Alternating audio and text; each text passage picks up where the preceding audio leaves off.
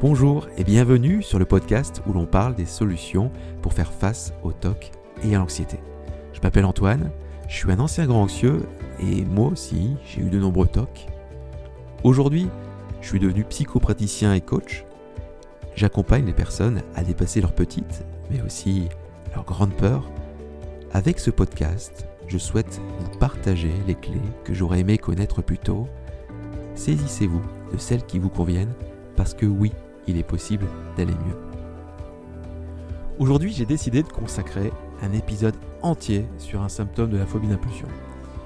Un symptôme qui reste tabou, vraiment beaucoup trop tabou selon moi, c'est celui des sensations physiques qui peuvent se manifester lorsque l'on souffre de phobie d'impulsion. Je parle ici des sensations d'excitation, sensations d'envie, de pulsion, d'attraction, bref, toutes ces sensations qu'on peut avoir dans son corps lorsqu'on vit la phobie d'impulsion. Donc bien sûr, la phobie d'impulsion ne touche pas que les émotions et les pensées, on en parle très peu, mais cela peut même toucher l'ensemble du corps. Et quand ça arrive, c'est bien souvent c'est la panique totale. On remet en doute le diagnostic et on finit par rechuter. Et croyant que ces sensations constituent une preuve que l'on est ce que l'on redoute, on finit par ne pas parler de ces sensations. On va garder ça secret. Effectivement, c'est pas évident de parler de ce qui se passe dans son corps quand on a peur d'être pédophile, peur d'être un psychopathe par exemple. C'est pas évident même à son thérapeute en qui on a confiance. On a honte. Et puis, on a tout simplement peur de finir enfermé. Pour tout cela, je trouve vraiment que cette capacité du TOC à pouvoir influencer le corps est une de ses armes majeures. Et j'espère que cet épisode va vous aider à la désamorcer. Avant de vous parler de la solution que je vous propose, je tenais à vous dire que si vous souffrez de phobie d'impulsion et que cela est associé à des sensations dans le corps, sachez que vous êtes loin d'être seul. C'est vrai que sur les réseaux sociaux, par exemple, on en parle assez peu, mais sachez que finalement, c'est une manifestation qui est assez fréquente chez les personnes qui souffrent de phobie d'impulsion. D'ailleurs, petit aparté, il n'y a pas que dans la phobie d'impulsion que des sensations étranges existent. On trouve cela, par exemple, dans le TOC homo, où il y a des sensations d'excitation, des sensations d'attirance. Et puis, dans une autre mesure quand même, mais dans l'hypocondrie aussi. On a des formes de pseudo-symptômes, des douleurs comme ça, qui vont nous faire croire qu'on va faire un AVC ou qu'on a une maladie grave. Dans tous les cas, le TOC va être capable de nous balader très loin avec ces sensations que l'on redoute. Et comme je le disais tout à l'heure, c'est vraiment une de ses armes majeures. Pourquoi on donne autant d'importance à ces sensations ? Pourquoi on donne autant de pouvoir au TOC à travers ces sensations ? Parce que, en fait, on est nombreux, de façon intuitive ou non, à penser que le corps ne peut pas nous mentir. Contrairement au mental qui peut raconter tout un tas d'histoires. Eh ben non, malheureusement, le corps aussi peut mentir, surtout lorsque l'on souffre d'un TOC tel que celui des phobies d'impulsion. Donc, essayez d'utiliser le corps pour vérifier si telle pensée ou si telle image est vraie, c'est retomber à nouveau dans le piège du TOC. Et ce mensonge peut aller vraiment très loin. Alors ça peut être tout simplement l'impression d'avoir une force dans son corps, une force qui va nous pousser à faire ce qu'on le redoute. On voit ça assez souvent chez les personnes qui ont une phobie d'impulsion liée au suicide. Lorsqu'elles passent comme ça sur un pont, elles ont vraiment l'impression qu'il y a une autre partie d'elles qui pourrait prendre le contrôle et faire qu'elles passent au-dessus de la balustrade et qu'elles se suicident. Ça peut être aussi simplement des muscles qui vont se tendre, qui vont se contracter avec une énergie très forte dans le corps. On voit ça beaucoup chez les personnes qui ont peur de commettre des actes violents avec les couteaux, par exemple. Et Et puis en plus, ça peut aller encore plus loin. Chez les personnes où le TOC a une dimension sexuelle, les manifestations physiques peuvent passer par une sensation de chaleur, une sensation de lourdeur au niveau des zones sexuelles, et ces sensations peuvent même ressembler à une forme d'excitation. Ça peut même procurer des changements physiques. Il arrive que certains hommes, par exemple, aient des débuts d'érection, et vous imaginez, quand ça arrive, c'est très perturbant. Ça amène énormément de détresse, énormément d'angoisse aussi, j'allais dire. Et dans ces cas-là, même si on a reçu un diagnostic de phobie d'impulsion, même si on a beau savoir que tout ceci ne raconte rien sur un éventuel passage à l'acte, c'est quand même vraiment très difficile de prendre de la distance avec ces sensations. Donc comment faire pour justement se détacher de ce qui se passe dans son corps lorsque l'on souffre de phobie d'impulsion ? C'est bien là en fait la chose à faire. Se détacher du sens que vous donnez à ces sensations. Tant que vous attribuez à ces sensations une signification catastrophique, tant que vous croyez que le TOC, tant que vous croyez ce que le TOC vous raconte à travers votre corps, en fait, vous allez rester complètement immobile sur votre chemin de guérison. C'est vraiment très difficile de mettre en place des exercices d'exposition ou tout autre travail d'ailleurs si on reste persuadé que l'on est suicidaire, que l'on est psychopathe par exemple. Si vous changez la signification de ces manifestations corporelles, alors forcément, elles vont perdre leur pouvoir, elles vont perdre leur influence sur vous. Les émotions associées de honte, les émotions de peur, de tristesse seront moins grandes, et avec le temps, vous allez y prêter de moins en moins attention et finiront par diminuer et même disparaître. Alors ça ne se fait pas du jour au lendemain, mais c'est possible. Plus concrètement, quoi faire quand une sensation d'envie ou une forme de pulsion se manifeste dans votre corps ? Alors déjà, il y a une erreur à ne pas faire, mais cette erreur, alors je vous rassure tout de suite, on l'a tous fait lorsque l'on souffre de phobie d'impulsion. La première chose que l'on fait souvent, cela va être de mettre comme une forme de couvercle sur ces sensations. On va essayer de penser à autre chose. Et quand on fait ça, en fait, c'est une forme d'évitement. Et une forme d'évitement qui, finalement, va alimenter la peur. Parce que lorsqu'on cherche à éviter quelque chose à tout prix, on apprend à notre esprit qu'il y a un véritable danger. Pour ceux qui ont un petit peu de difficulté à comprendre ce concept, c'est pour ça en fait qu'on dit que lorsqu'on tombe de cheval, il faut remonter tout de suite. Parce que plus on attend, plus on évite, et plus notre cerveau il va rester focalisé sur ce dernier apprentissage de peur, ce dernier apprentissage de danger qu'est la chute. Chaque nouvel évitement est un argument en fait de plus pour votre cerveau de construire cette peur. Plus on évite, plus il va être difficile de remonter, car la peur sera plus grande.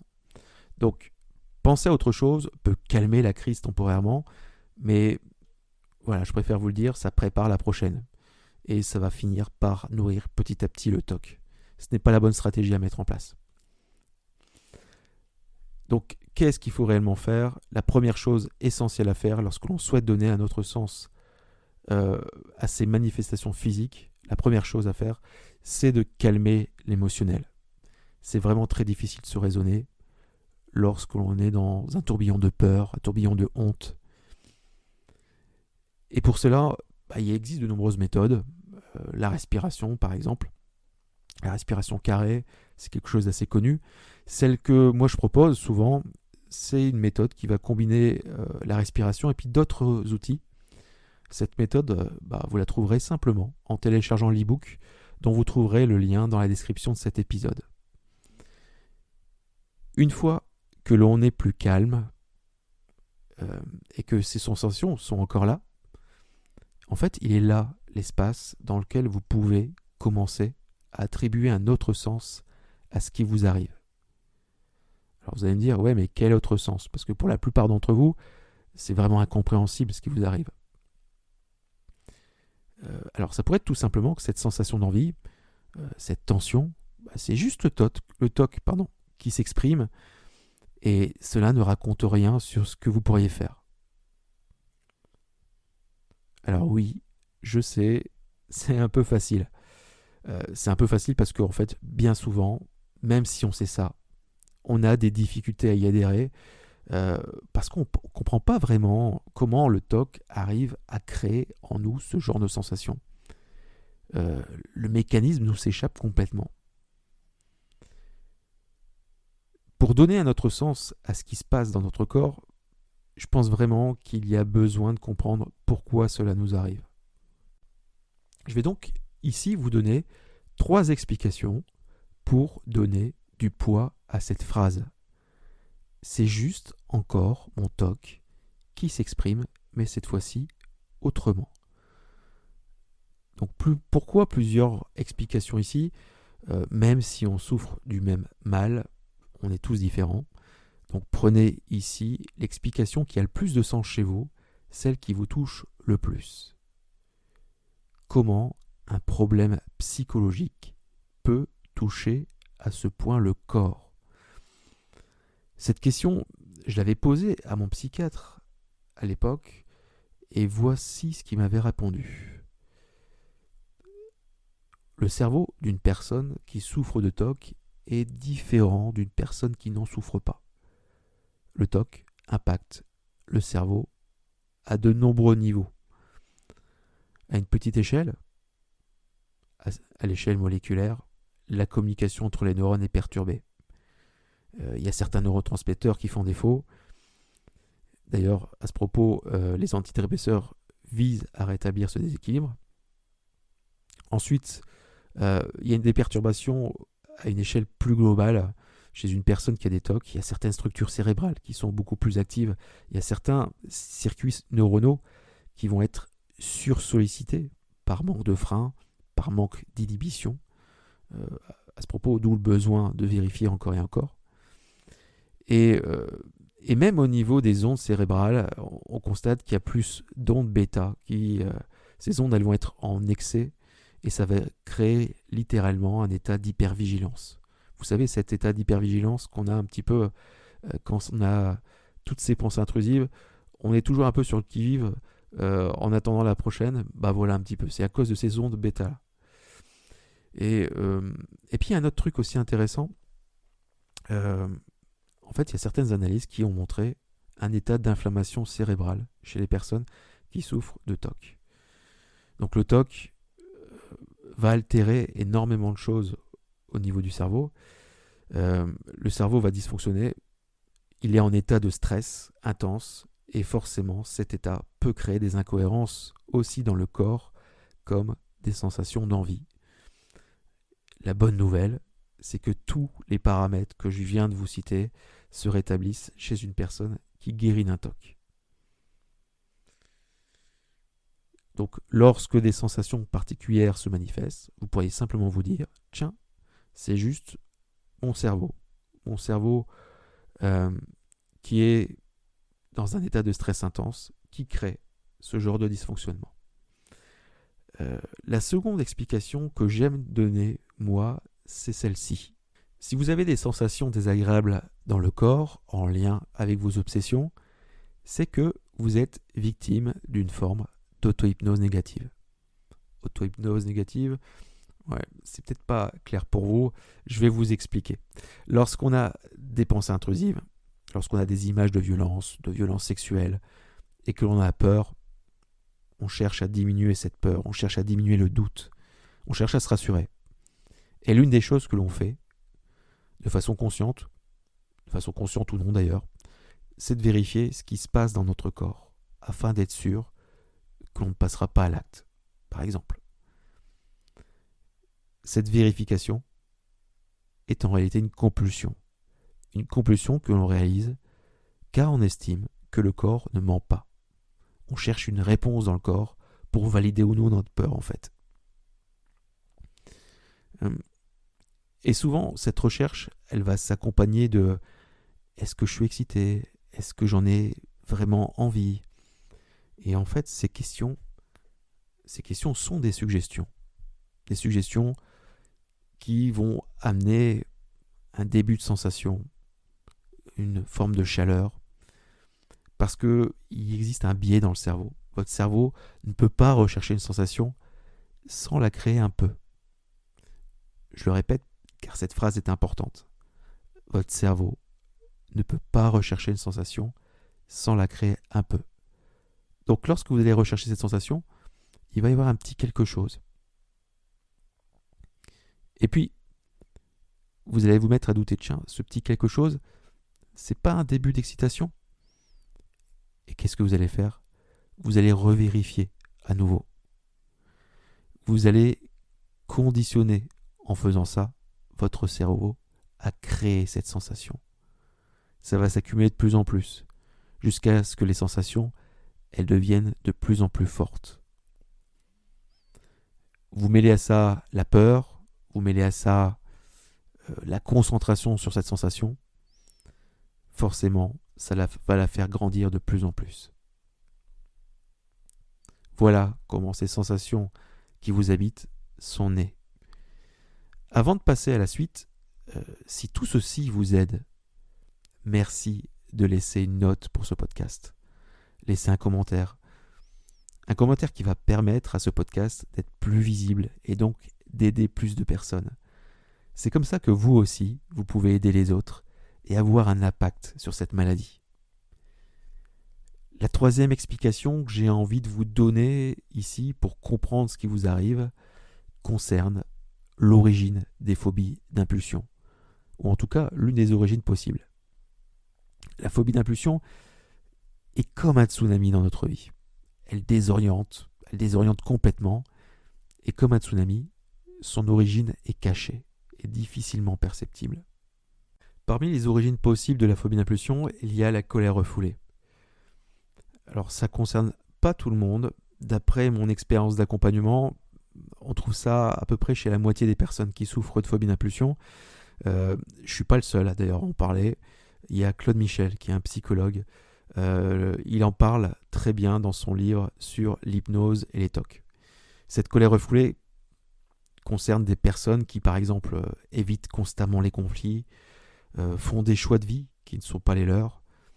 Ce sont des personnes aussi souvent qui ont vécu des injustices qui n'ont pas été reconnues.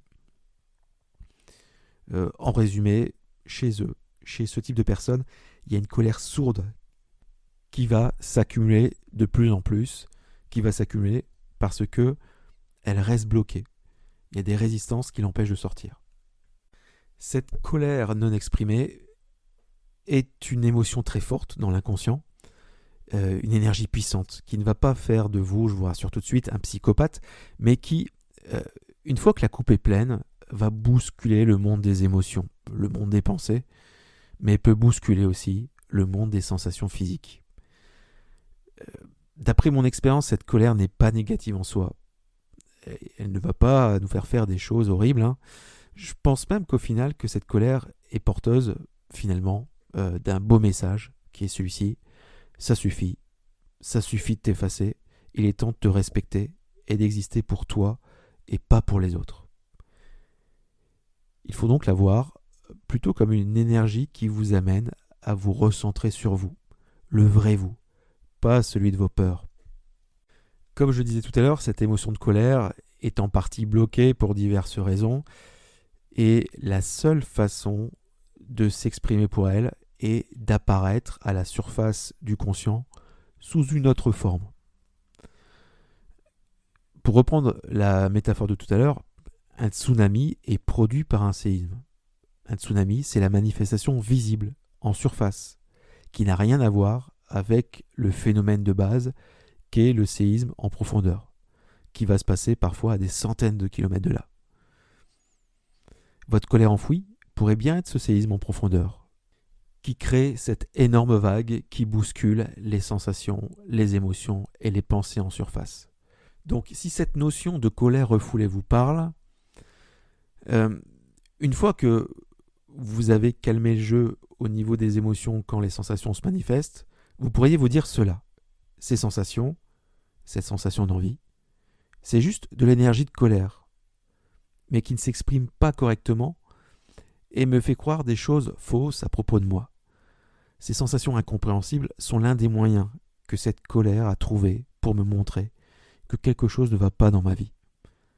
À travers tout ceci, elle cherche, de façon malhabile, à me faire grandir tout simplement. Bon, la phrase est un peu longue, mais vous voyez l'idée. Encore une fois, prenez ici l'explication qui vous parle le plus et laissez le reste de côté. Pour résumer, lorsque des sensations désagréables liées à votre phobie d'impulsion se manifestent, la première chose à faire, c'est de calmer l'émotionnel. Alors, évitez de penser à autre chose, évitez de mettre un couvercle sur ces sensations, et ensuite, au lieu d'interpréter ces sensations d'envie de façon catastrophique, donnez à vos sensations un autre sens.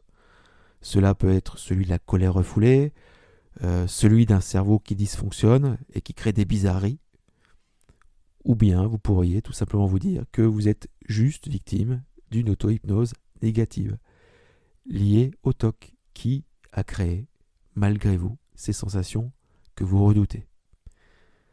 À chaque fois que vous allez comme ça prendre de la distance avec ces sensations, le TOC va perdre du pouvoir. Vous allez prendre de plus en plus conscience que ces sensations d'envie, ces sensations de pulsion, d'excitation, ne racontent rien sur vous. Ou si, juste une chose, c'est que vous souffrez bien d'un TOC qui s'appelle la phobie d'impulsion. Cette prise de conscience ne se fait pas du jour au lendemain, il y aura encore des doutes. Mais sachez qu'à un moment donné, il va y avoir une bascule qui va se faire. Un moment où vous allez davantage attribuer ces sensations à votre TOC qu'à une réalité qui vous concerne. Et ce moment est peut-être beaucoup plus proche que vous le pensez. Et quand ce moment arrivera, cela renforcera en vous une nouvelle certitude. Cette certitude que oui, il est possible d'aller mieux.